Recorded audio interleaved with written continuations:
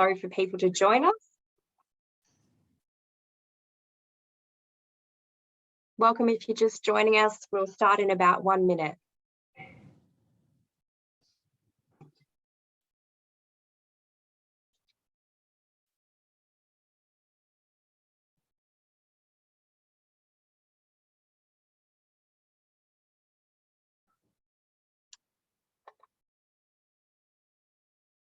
Okay, we're going to get started. Welcome all to this special Voice Town Hall. My name is Jade Ritchie and it's my privilege to be your facilitator today. I want to recognise that I'm joining from the lands of the Turrbal and Yagara people that were never ceded, and pay respect to our elders past and present. That respect is at the heart of today's discussion about the voice, and one that I ask you all to honour in your participation today. We're joined today by an amazing group of people who will be hearing from shortly. Author and voice advocate Thomas Mayo, and Narelle Henry, the manager of Ember Connect, an Aboriginal and Torres Strait Islander-led collective that provides opportunities for Aboriginal and Torres Strait Islander women. I'd like to start by introducing Senator Sue Lines as our host this afternoon to give us a short introduction. Thanks, Jade, and welcome everyone. Thanks very much for taking the time to join us for this very important discussion. I'm joining from Wujat Noongar country, and I acknowledge elders past, present and emerging, and to all Aboriginal people joining the call today. We're here because we've reached an incredibly important moment in Australia's history. I was very proud last week as President of the Senate to call the ayes for the final stages of the referendum bill, so that's now left the Parliament. The proposal for the voice involves a change to our Constitution, and every Australian will have a chance later this year to vote on that change. Today's discussion is a chance to understand what we're all being asked to vote about. We'll cover off on 4 important areas: where the idea of the voice has come from, how our Constitution works, what are the arguments for and against this change, and how we can work together to make history. Aboriginal and Torres Strait Islander people have been asking for meaningful recognition for many years. This is not a new campaign, and it's not a campaign that's coming from politicians. The request for the voice comes from the grassroots through the Uluru Statement of the Heart after regional dialogues and a big meeting at Uluru. Now that the referendum bill has been passed, the conversation can come away from the Parliament and back into the community where it belongs today. I want to thank Narelle and Thomas for joining us today, and I look forward to a really great discussion. Thank you, Senator Lines. We're using a special feedback tool to help us get an understanding of your views and questions today. So for those using a laptop, you can grab your mobile and use the QR code on the screen, or click the link in the chat from your laptop. If you're joining the Zoom from a mobile, click the link in the chat. That'll mean that you're listening to the Zoom audio, but can use the interactive tool in your phone's browser. So if you could just jump on now and let us know that you're good by hitting the heart button, and stand by for further questions.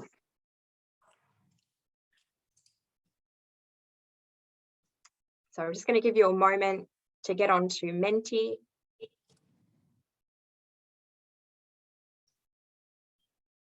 We've got a team ready to help in tech support if anyone has any problems. So just send a message to them in the Zoom. Okay. So to start, let's do a little practice. We'd like you to let us know how well informed you feel about the voice at the outset of the discussion. So, okay, so we're sitting at just below a 3 here. So this is a fantastic opportunity for us to explore this subject. And, you know, while we've got such a well-informed panel and a great time for questions afterwards, we can really cut through some of the questions that you have. Just our tech team, we're getting a few messages that people don't feel connected. So I am just going to pause for a moment and make sure that everyone is using the Menti tool. So the QR code is still up.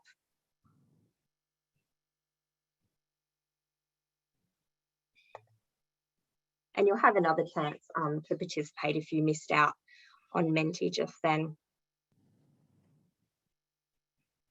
Okay, so let's dig in. Most big ideas have a foundational story. And for the voice, this is the Uluru Statement from the Heart. So before we go any further, I'd like to ask my friend Thomas to recite this statement. It's something he's done many, many times, and it's something I've heard him do many times. But each time, you know, it evokes a lot of feeling and thought in me. And so we'll be very interested, again, using your civility tool.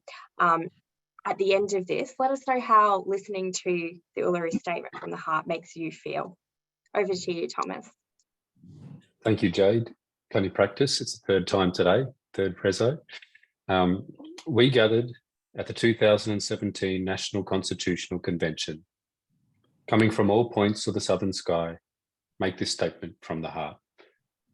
Our Aboriginal and Torres Strait Islander tribes were the first sovereign nations of the Australian continent and its adjacent islands, and possessed it under our own laws and customs.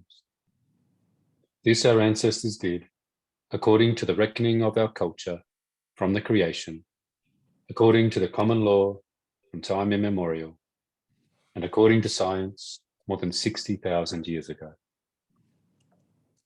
This sovereignty is a spiritual notion, the ancestral tie between the land or Mother Nature and the Aboriginal and Torres Strait Islander peoples who were born therefrom, remain attached thereto, and must one day return thither to be united with our ancestors. This link is the basis of the ownership of the soil, or better, of sovereignty. It has never been ceded or extinguished, and it coexists with the sovereignty of the Crown. How could it be otherwise? That if peoples possess the land for 60 millennia, and this sacred link disappears from world history in merely the last 200 years?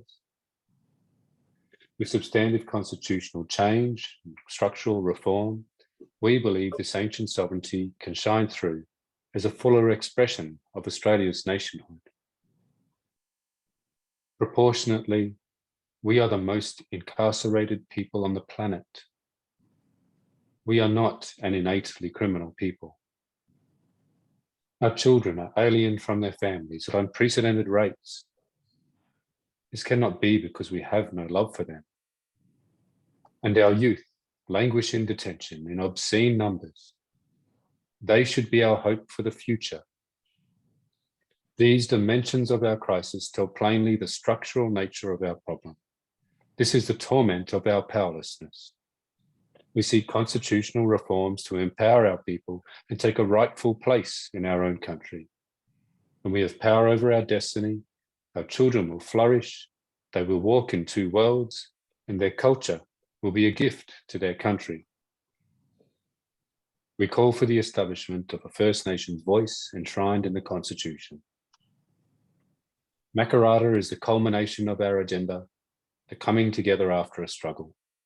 It captures our aspirations for a fair and truthful relationship with the people of Australia and a better future for our children based on justice and self-determination. We seek a Makarrata Commission to supervise a process of agreement making between governments and First Nations and truth-telling about our history. In 1967, we were counted. In 2017, we seek to be heard. We leave base camp and start our trek across this vast country. We invite you to walk with us in a movement of the Australian people for a better future. Thank you, Thomas. Now let's see how everyone felt while hearing that. So use your civility tool. Oh, wow. So, okay, we've got inspired, hopeful, proud, positive, heartfelt. I noticed someone wrote a comment while Thomas was speaking and said that they always tear up when they hear it, and I can really relate to that. Truth, disappointed, you know, and I think for me, when I hear it, I go on quite a journey of, you know, there's so much truth telling, and it's a one-page statement, but it covers so much. So particularly when we hear about, you know, being the most incarcerated people on the planet, every time it sort of takes my breath away. It's that feeling of despair. By the end, though, when we're inviting the whole of the nation to walk with us, you know, that's where I start to feel really hopeful, and that, you know, this is possible. Thomas, how do you feel when you say it? Well, I feel the opportunity for change is with us. You know, there's a lot of hard work behind that statement. You know, I mean, it's poetic, and it's you know, powerful, it's eloquent, it covers you know, the history of our struggle, talks about our present, it talks about what our hopes for the future. But I feel this opportunity after all of the hard work that's been done. You know, you got to think about the long history of other statements and petitions that were ignored, a long history of voices established that were silenced, a lot of lessons learnt over a long period of time, the efforts that, you know, and someone said in the chat there are only 250, you know, but they came from many different communities across this vast continent and adjacent islands. You could never get 800,000 Indigenous people in a room, but there was a formula applied to ensure a cross-section of perspectives and views. And so, having been there, I think of all of that hard work done by our elders and ourselves to come up with a statement that is inspiring people, that has brought us to this opportunity that we have now. And I feel that weight of opportunity. Thank you. Narelle, over to you. You know, and as Thomas said, you know, that there's a lot of hard work that sits behind this statement, and a lot of optimism and hope and opportunity, right? So when I look at that, you know, having a long career in youth justice, you know, I look at that and think the solutions sit with communities, but we can't continue to do this heavy lifting on our own. So, you know, it's a really unifying opportunity. You know, how do you feel when you hear those words? Wow, you know, firstly, I'm glad I didn't have to read it, because I probably would still be trying to get through the first couple of paragraphs. So anytime I read it, anytime I hear it, it's really, really quite difficult to pinpoint a single thought or feeling that that comes up when I delve into the statement. And you know, the best way that I can describe it is just a torrent of emotion that ignites, and one that's so powerful that, I mean, in the last few weeks I've kind of stopped and had a real look at the statement and the invitation, and the fact that it's so compelling that it provokes a physical response in me. And so I've kind of just sort of tried to take a second to ask myself, what is this intense response? Why so intense? And I think, I guess the best way to articulate it, just you know, the stirring composition of emotion and you know, a profound sense of hope mixed with fear. I guess part of that, there's an undeniable excitement, heightened anticipation. I think with a dash of unease and not just about the urgency of capturing the opportunity that we have, I guess, but also for the openness and vulnerability that this requires from so many people. Yet still the profound sense of pride that this work has been done. And I wasn't there, but I feel absolutely represented by this. And I thank those that have done all of this hard work and brought this to us, because every bit of it I feel connected to, and want to be part of the journey. And I think, you know, with that pride, that allows that hope and, I guess, the prospect of possibility to really prevail. And yeah, and so I'm really excited about it, because I think, I mean, just what a beautiful invitation this is. If you take a look at the layers that exist here and the opportunity that we have, I mean, I just think about the possibility and what this means for our country. Yeah, thank you, Narelle. I agree with you on so many of those points there, on all of it. It is such a great opportunity. So can I pass to you now and get your thoughts, you know, or more so your feelings when you hear Thomas recite that statement? Like you, Jade, I've heard Thomas recite that a couple of times, or more than a couple of times.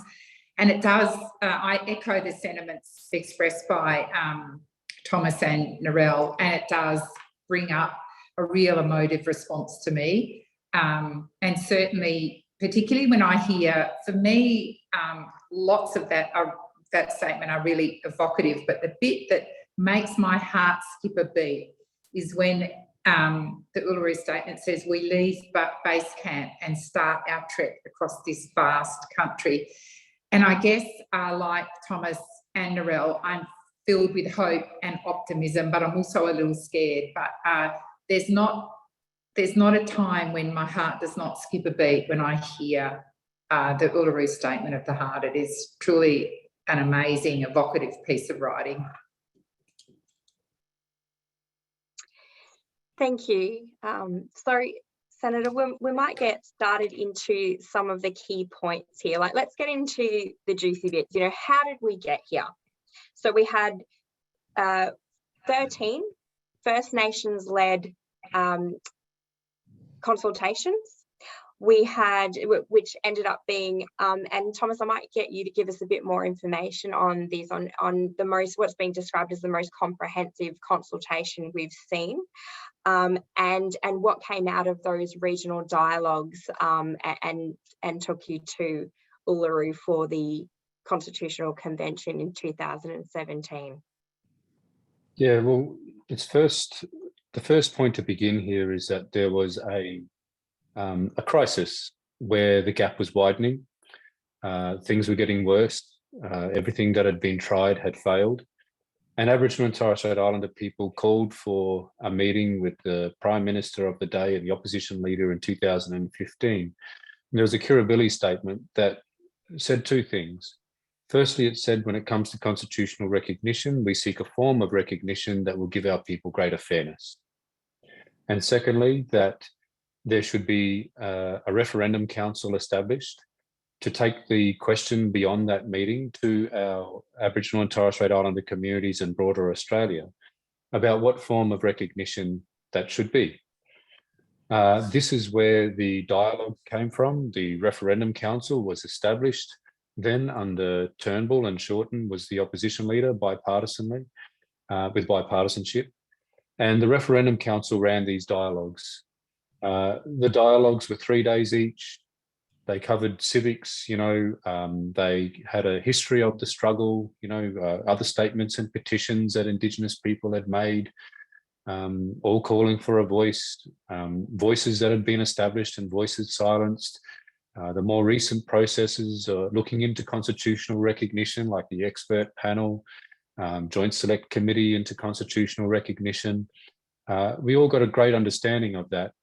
Also important was there was 100 participants at each, not to exclude anybody, but to ensure that representation from a cross-section of perspectives and experiences of Indigenous people were at those dialogues, part of the conversation. There was efforts for gender balance to ensure that there was cultural authority in the room.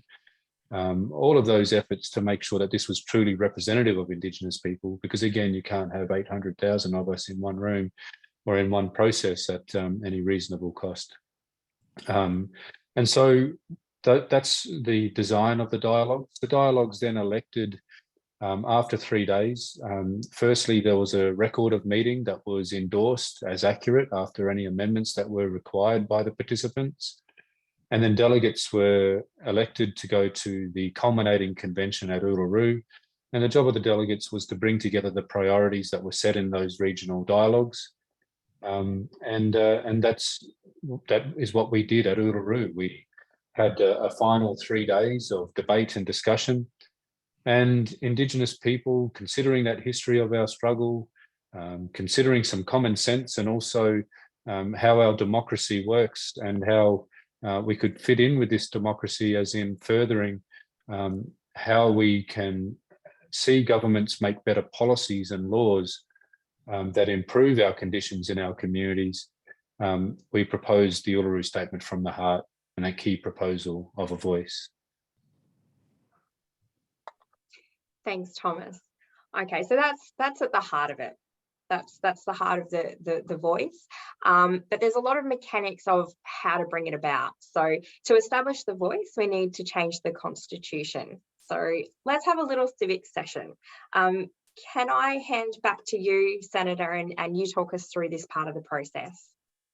Sure, Jade. Before I do that, I just want to reinforce what Thomas has said, because as I go around Western Australia, I've met people who participated in the dialogues and indeed people who were at Uluru. So they're still leading the conversation. That's really good to see. But the Constitution is the overriding law in Australia. It defines the power of the Commonwealth Government in quite a succinct way. And all the laws the Commonwealth Parliament makes are subject to the principles that are set out in the Constitution.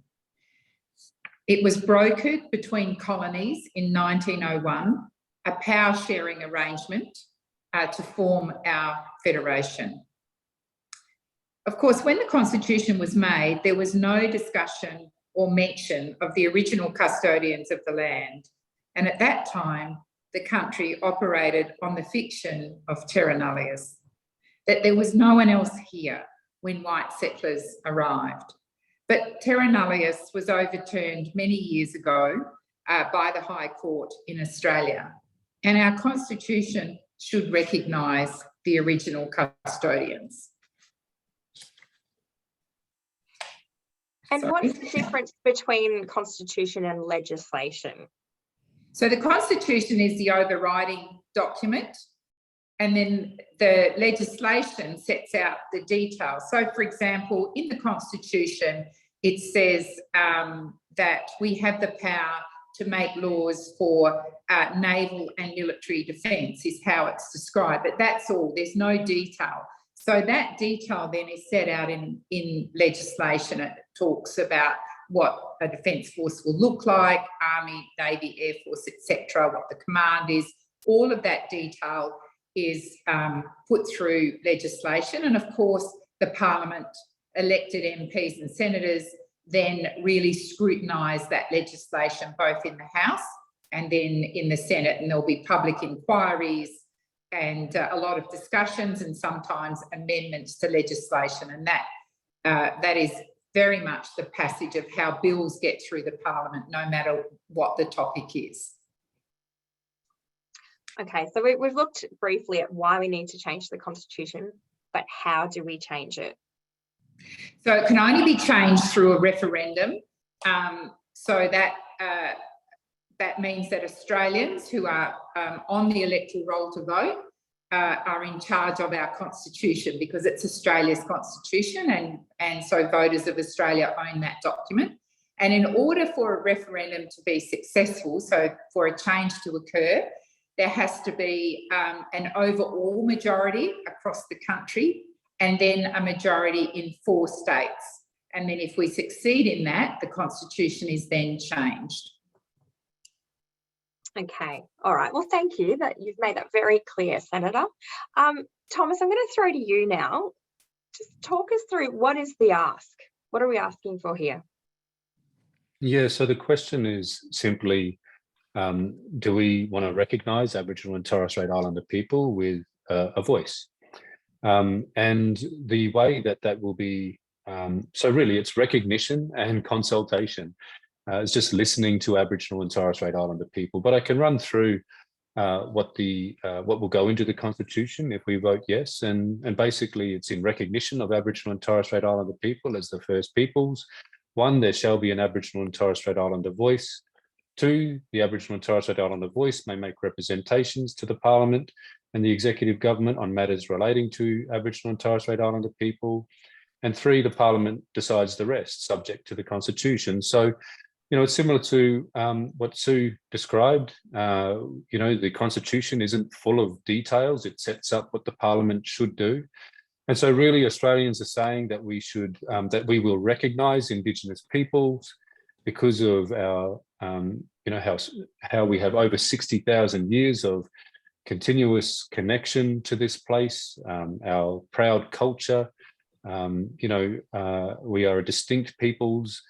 So we should recognise Indigenous peoples as foundational to who we are, and to do it in a way that gives us a voice to have a say about matters relating to us.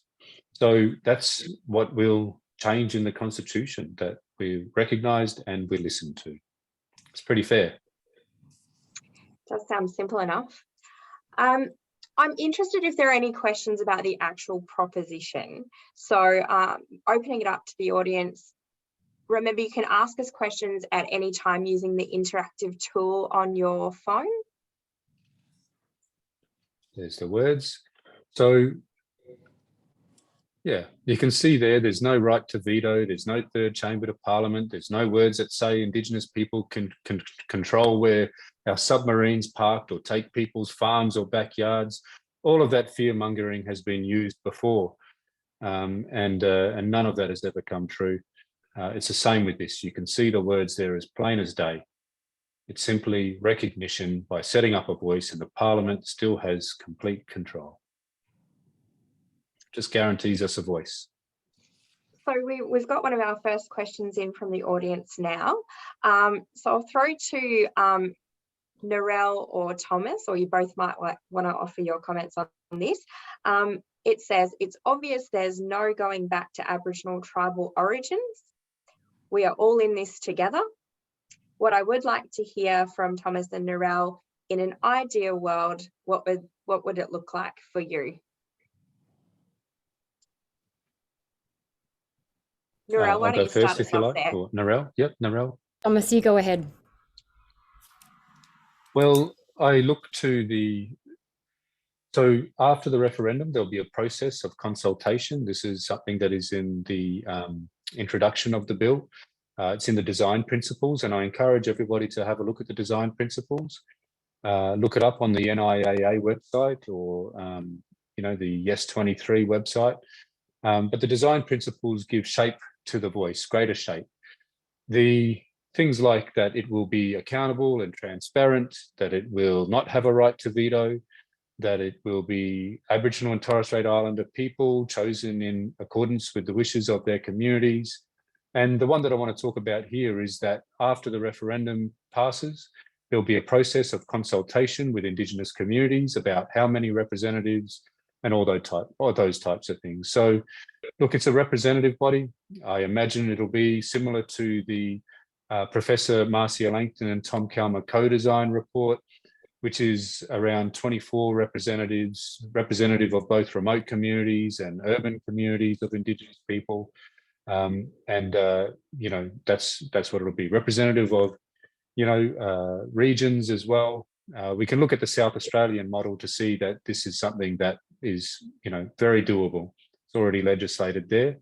But I talked about that history of voices being established in silence. We just know that we need to put it in the Constitution so that it can be guaranteed to affect the laws and policies that are made about us.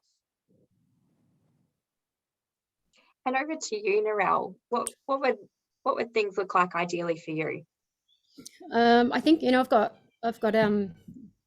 two little girls. I've got like most, like all First Nations people, a big family, young people, and I just want all of our children to be able to grow up in a space where there is a recognition in the Constitution as being the First Nations people. I think that if we don't see ourselves as part of the fabric of this country, then it excludes us from being able to affect change a lot of the time. So it's a really big thing for me.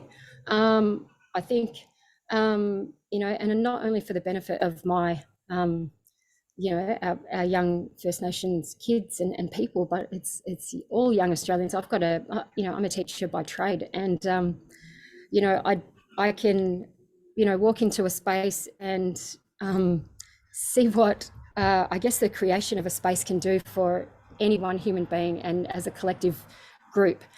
And I think, I just want to see a country that is together on this, that can move forward in a really cohesive way, respect each other's values and opinions, but still evolve into a country that we can all be proud of. So, I'm still working and processing through everything in relation to, you know, what does the voice look like at the end, and what's the process for this or that. But the reality is just, you know, nothing is, this is a really amazing beginning. It's a really great place to start, and not everything is likely to be perfect initially, but who says that's going to be the final product? Our voice. It's a really terrific vehicle and a means for that recognition that we need, not just for First Nations Australians, but all Australians. And yeah, I just think that we, you know, continue with a really iterative approach about what works and what's effective. And yeah, I just want to see this conversation continue, but give ourselves a really great start. Absolutely. All right, well, we've spent some time talking about the mechanics of this historic referendum. The bigger questions are around whether this is the right path for Australia to be taking. It's important that we listen to these concerns and that we have the arguments that reassure people who may not be so sure how they're going to vote. So we're going to show you the 4 frequently asked questions on the screen, and we ask you to rate them in importance to people you are talking with. So if you could pull out your phone again and go to the interactive tool. And then we're going to answer each of these in order of the importance that you've told us. Okay, so it's looking like, will it make a practical difference is placing first, and that is our usual experience. Do all First Nations people support it? Will it unite or divide us as a nation? And then will it create special rights for one group of Australians? Okay, so to our panel. Thomas, will it make a practical difference? Absolutely, it will. Having a voice in a democracy makes a difference. We know from evidence that the best policies and the best programs come about when they are genuinely made in partnership with the people that are most affected, Indigenous people themselves. And so I think that's quite a simple answer. It will be practical for that very reason. Narelle, what would you say to people who don't feel that there's a need to change? Like, you know, what does the status quo mean for you? If we were to just maintain the status quo and not proceed with this massive, you know, once in a generation's piece of work, what would that mean for you? I think definitely feel very helpless in knowing that if we don't have a vehicle to be able to just have a say over issues that affect us. So I mean, there's been so many times throughout history that decisions are made about us without us, and I know that that's not a new term, so a lot of people would have heard that term before. But yeah, it really, for things to change, then we need to be a part of the solutions that you know, for ourselves. That's where the investment comes as well, when those community-led solutions are put into place, and the investment grows. Money doesn't get thrown out the window, and it just makes a huge difference. But right now, we're in a position where nothing much has changed in relation to us, and you know, in relation to closing the gap and all of those statistics. And it's yeah, this is, I just see this as a really huge, meaningful change. And you know, we do have a lot of skeptics around the place in relation to, oh, will this change? Well, what's the cost of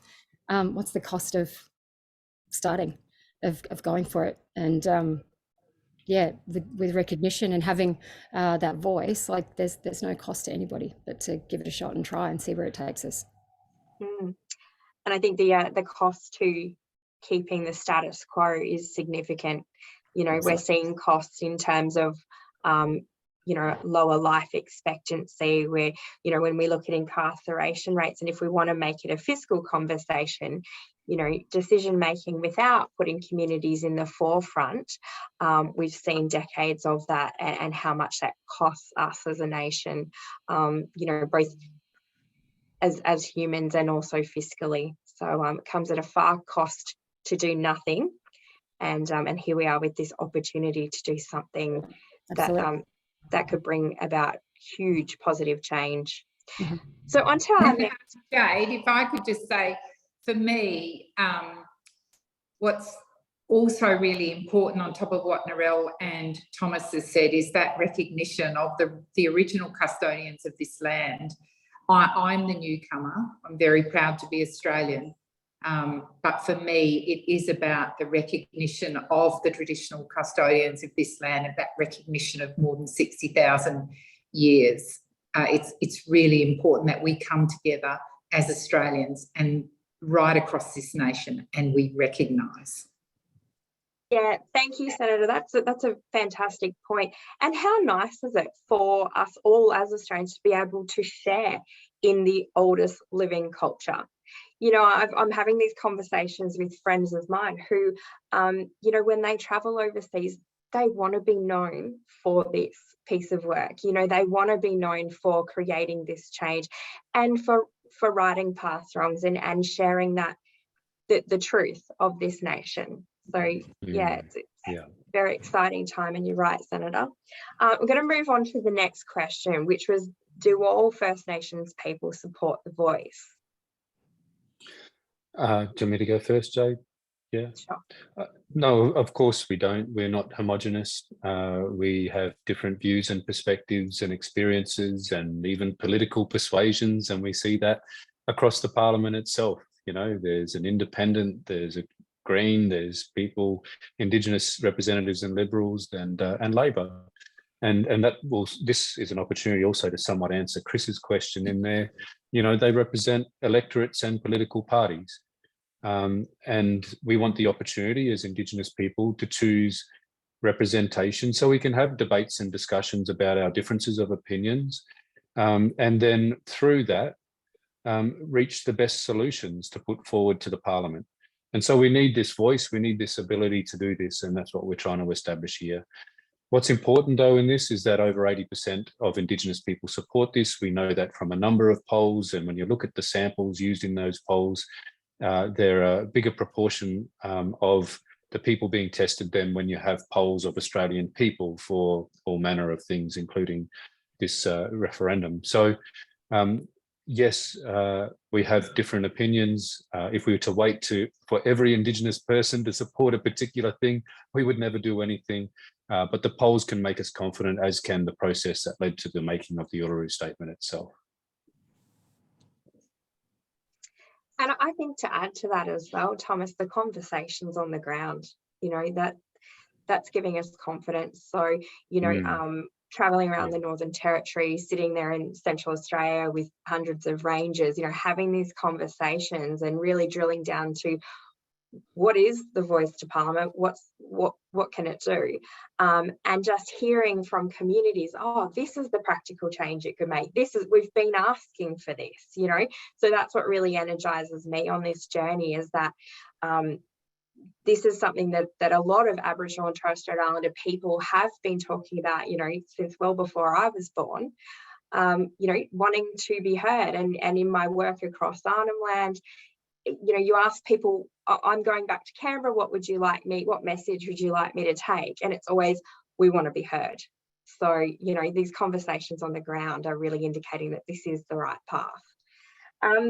Senator, I'd like to bring you in for this next question. Will it unite or divide us as a nation? I think it will unite us because we will have finally reconciled with our past. I think it's an exciting time, and it gives it is a recognition that 60,000 years, that this continent didn't begin in 1901 with our constitution. It didn't begin when Captain Cook first stepped foot on the country, but our history is much longer. And so it becomes this really inclusive, exciting opportunity for all Australians to reconcile with our past. So that's really important to me. The other point I'd make, and I've seen it a bit on the chat, is in the Labor Party, which is where I'm from, we've got a significant number of MPs and senators. And whilst they are Aboriginal and Torres Strait Islander senators and MPs, and they have made a change to our party, like me, I'm a representative for the state of Western Australia, as is Senator Patrick Dodson. And so we have already a constituency to represent. And if you look at Linda Burney, she has a constituency in New South Wales, that's her electorate, and she's elected to represent those views. So the Voice will be an advisory group to the Parliament and to the executive government. So it's taking a different role. It's not a Labor Party role or a Liberal Party role or a Green or indeed an independent role. It is a voice for all Aboriginal and Torres Strait Islander people in this country to be able to have a particular say to government on matters that affect them. And Narelle, what would you say to that question? Will it unite or divide us as a nation?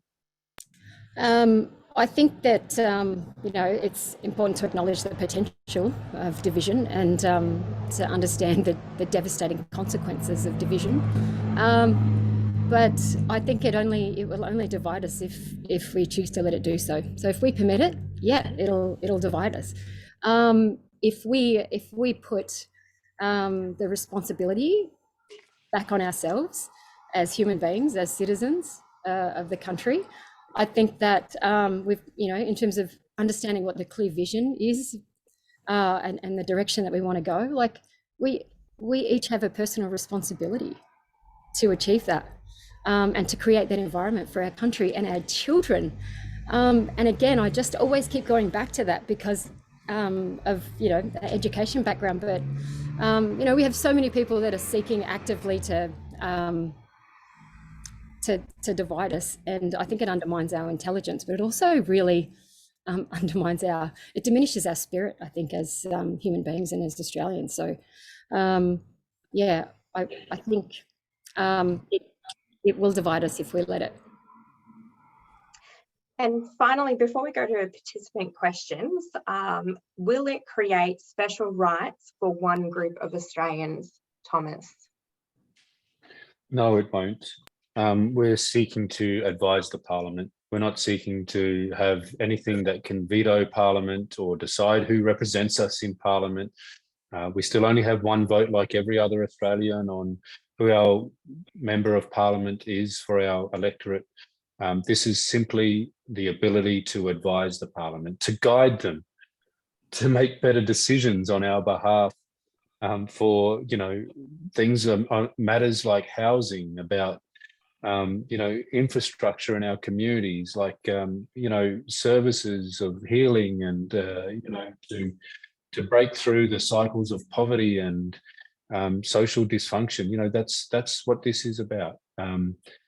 It's not a special right or a democracy. And I think the Solicitor General, as well as other eminent constitutional experts and academic constitutional experts have said, this is something that enhances our democracy.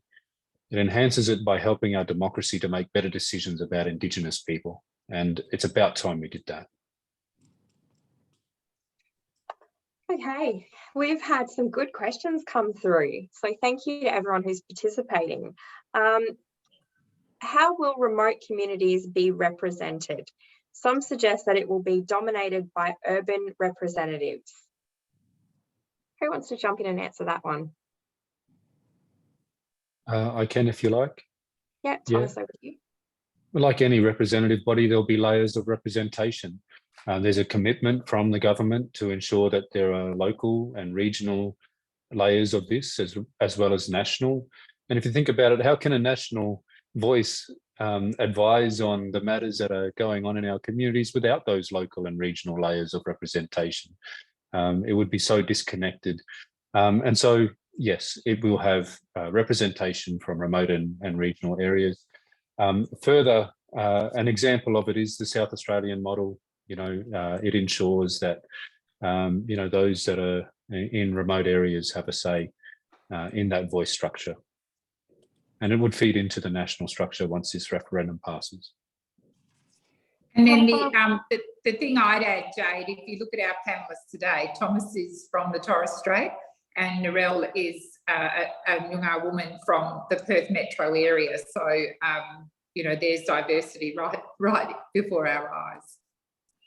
Yeah, I'm a Torres Strait Islander. I've always lived in Darwin, though, on Larrakia country.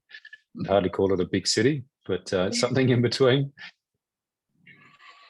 And I'm an East Coast girl, Senator, from Gureng country, Yes. but I live on Larrakia country now too. So yeah, there's a bit of representation just here right now. But look, just on that note, though, I'm aware there was the Burunga Festival recently, and there was a big full council. All of the 4 councils, land councils from the Northern Territory, came together and made a statement. And I believe you were there for some of it, Thomas. Like, just to help people understand, you know, we've got almost 600 people logged in. I think it's a good opportunity just to give people a sense of, you know, what's being talked about in remote communities, and at least in the Northern Territory. And then I know you're setting off soon to go and speak to communities in Queensland and other places as well. So we're probably a bit spoilt hearing things on the ground ourselves in the Territory, but can you share some of the feeling and the conversations? It was a really special moment there at the Burunga Festival a couple of weeks ago. All of the land councils of the Northern Territory came together there at Burunga, where the Burunga Statement was made.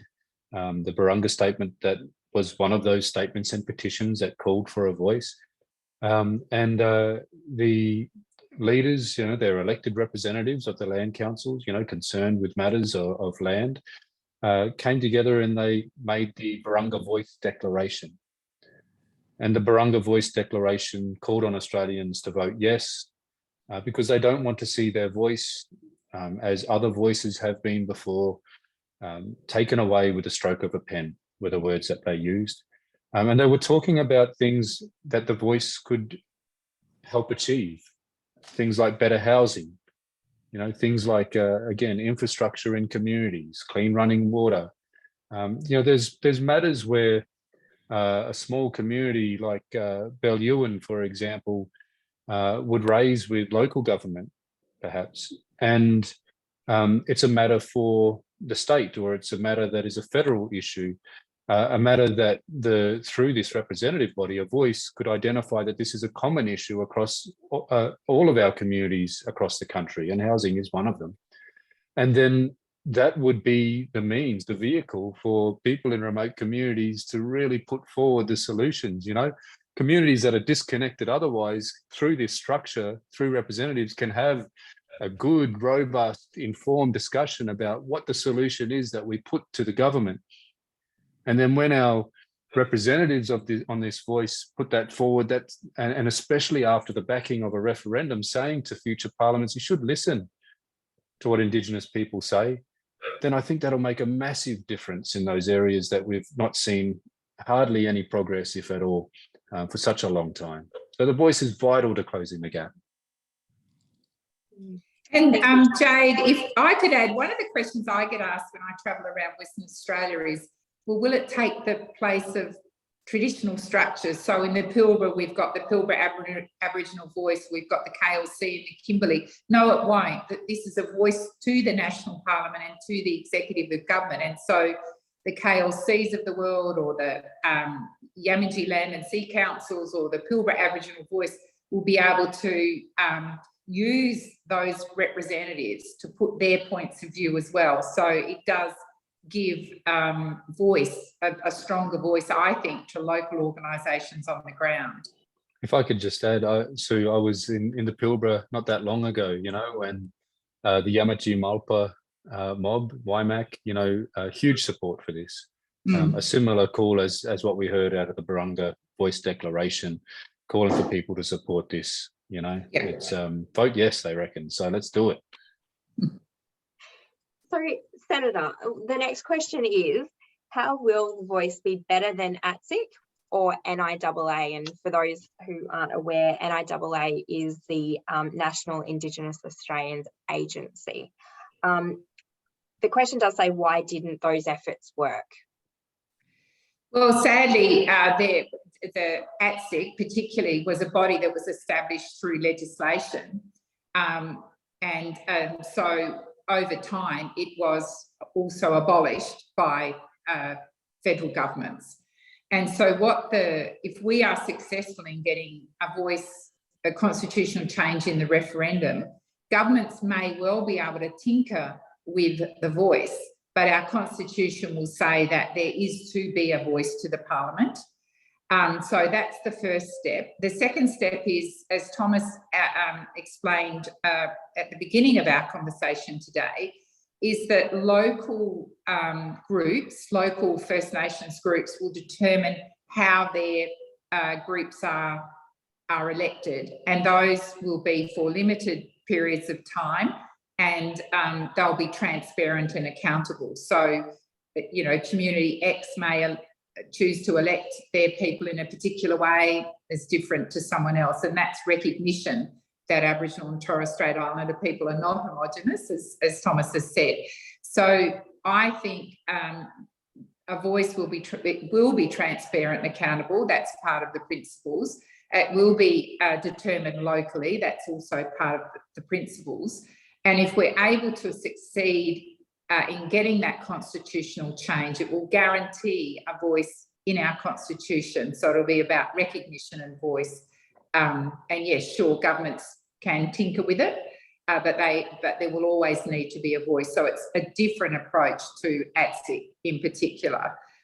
In relation to NIAA, it is a government department, so it operates completely differently as well. Yeah, it might be worth just expanding on that as well, Thomas, if you wouldn't mind, just in terms of ATSIC and what, you know, I know there was, just before it was abolished, there was a report, there was an evaluation done, and I think the findings of that aren't too well known.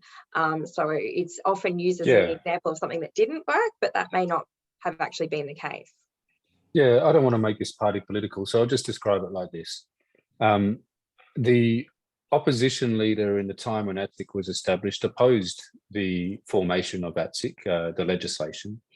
When that person won power, that party, they immediately set out about defunding it to a certain extent, and it was a service provider back then, so that made things very difficult. It was a bit of a divide and conquer situation there, where Indigenous people who were trying to lift their communities were fighting over what was left, sort of thing, to lift their communities. Amplified its problems, appointed an inquiry into it. 3 persons led that, and that inquiry then, different to what that person who won power thought, recommended that ATSIC should continue. It needed some changes, needed some reform. All organisations from time to time are going to have problems and need reform, you know, whether it's unions or corporations, businesses, governments, you know, like, you know, this is something that is normal. You evolve, you know, over time. You address problems by changing the rules or the constitution, which is obviously not working too well for Indigenous people unless we make this change. And so the recommendation was that ATSIC should continue with some reform. And that Prime Minister ignored that, got the support of the opposition, and silenced that voice. And so that's one of the reasons why we understand that we need to guarantee this, so it can continue, so it can see no Aboriginal and Torres Strait Islander voice has ever had the opportunity to learn from its mistakes, you know, to get its people practiced at representation and bureaucracy, you know, to address the bureaucracy and hold it accountable, to understand broader politics in a way that can influence and get better outcomes in our communities. It's never been given the opportunity. A government has always come along and taken it away. And so, you know, we must do something different. Just on NIAA, I just want to sort of reiterate the point. It's a government department. It's not people elected from communities that are accountable to their communities, that do things transparently on behalf of their communities. It's a government department. And some say, oh, well, this is going to be a whole new bureaucracy, this voice, and it's going to be a waste of money. No, it will be about ensuring that there is less waste, that there's more efficiency, about holding bureaucracy to account to deliver outcomes in our communities, just by giving that advice that comes from the grassroots that is unavoidably that is, you can't deny is genuinely from the people that are most affected. So I really want to help people understand that. Thanks, Thomas. And Narelle, I'm going to throw to you for our last question today. How best do we support First Nations people through this referendum where trolls are taking a toll on their mental health and well-being? Why have we not learned anything from the marriage equality vote? Gosh, there can be such a burden having to respond to people that bring this hideous comments, or the trolling nature of being online or anything like that. Like it, I think if in terms of walking this journey with us, taking some of that burden away by addressing people and addressing the bullies that are bringing again those hideous comments and arguments, is I think of great help. It certainly helps me personally when I know that I've got friends, other non-Indigenous Australians who are walking alongside not just me but First Nations people in this conversation. So yeah, it means a lot to be able to for those people to just say, hey, come on, that's enough. Like or to add some real perspective to what's being said. I think it's important. Jade, what I would add there is that we have learnt from the marriage equality postal survey, and so additional monies have been made available for mental health. But Narelle's right, it is up to all of us to really try and silence the trolls' voices, because we know from the marriage equality debate it's very damaging, and none of us want that. But there is additional monies being put into mental health. That is really good to hear. And I think it's important to clarify the difference between troll and someone who has questions. And, all of them really happy to have conversations and answer questions. What's not useful in all of this is the trolling. So with that said, if you still have questions after today, there are some fantastic resources, and simply going to all the W's, yes23.com.au. There's a whole lot of information there. And I guess, as an Aboriginal woman, one of the things I find really useful is when people ask me questions, if you're given resources, if you're given the direction to go and find those answers, please take that up, because it can get exhausting. We are just over 3% of the population trying to educate a majority of the population here. And this is the piece about unity as well. This is a movement of the Australian people. We're all invited to walk together on this. This is all of our movement. So it is time for us to all educate ourselves. It's a really beautiful time for truth telling, story sharing. I've shared a lot of stories recently to illustrate why we need a voice to Parliament, why we need to be recognised. And in return, I'm learning some really amazing things about people in my community. So, this is that first step of that unity, coming together to tackle this. So we will now move on and check on what your level of understanding is now. Now that you've heard this discussion, if you can go back to the tool on your phone and let know how well informed you feel now. Note that at the beginning we were sitting at 2.7. So where are you up to now? So we have seen a good shift. That is really positive, and thank you for engaging in the way that you have. This is a very big virtual crowd, so I appreciate all the participation and the great questions. We can see 4.2, I support the voice. That is really encouraging. And we've also got a lot of people who want to actively campaign for the voice. So Senator, what can people do specifically in WA to get involved? Yes, definitely. For West Australians, it's yes23 is where you can put your efforts. You can find them, as you said, with all of the W's. They mean yes23, but we'd love to see that. And of course, if you need more information, There's special programs running out. One is Together Yes, that's encouraging people to hold discussions with friends and family in your own home, because we all got a responsibility, as Narelle has said, to share this out. Another is you can train as a volunteer that will allow you to support the campaign, and most importantly, to make that personal commitment to be an ally. And even just wearing a shirt that says that, talks about the voice, a voice shirt will start a conversation with people. So you certainly don't need to be a constitutional lawyer. It's really about, this is really a human rights issue. Let's get this constitutional change right and recognise our past, build on our future, and let's get that voice happening as the advisory body to the Parliament representative of First Nations people. So yes, please get involved, and I'll see you out there. Excellent. All right, and just a reminder that actions are on your phone. So have a look at your phone to see what action you can take. And finally, just for a moment, I would like everybody to imagine what a yes vote will mean to each of you. So for all of our participants joining us virtually, just think for a moment what that would mean to you. And for our panelists, Narelle, can we start with you? What would a yes vote mean to you? It's a really